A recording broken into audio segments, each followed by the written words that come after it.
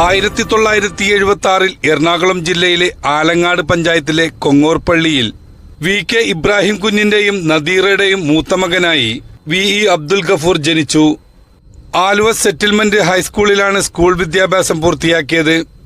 വിദ്യാർത്ഥിയായിരിക്കുമ്പോൾ തന്നെ അദ്ദേഹം ക്രിക്കറ്റ് കളിയിൽ സജീവമായിരുന്നു. കേരള സംസ്ഥാന അണ്ടർ-16 ക്രിക്കറ്റ് ടീമിലേക്ക് തിരഞ്ഞെടുക്കപ്പെട്ടിരുന്നു. തുടർന്ന് കളമശ്ശേരിയിലെ സെന്റ് പോൾസ് കോളേജിൽ പ്രീ ഡിഗ്രി പഠനം പൂർത്തിയാക്കി. പിന്നീട് തിരുവനന്തപുരം കേരള അക്കാദമിയിൽ നിന്ന് LLB ബിരുദം നേടി. 2000 കേരള ഹൈക്കോടതിയിൽ അഭിഭാഷകനായി എൻറോൾ ചെയ്ത് അഭിഭാഷക വൃത്തത്തിൽ പ്രവേശിച്ചു. ഇപ്പോൾ കൊച്ചിയിൽ ഒരു നിയമസ്ഥാപനം നടത്തിവരുന്ന അദ്ദേഹം 25 വർഷത്തിലധികമായി നിയമവൃത്തത്തിൽ സജീവമാണ്. കോളേജ് കാലഘട്ടത്തിൽ MSF മുഖേനയാണ് പൊതുപ്രവർത്തനത്തിലേക്ക് കടന്നത്.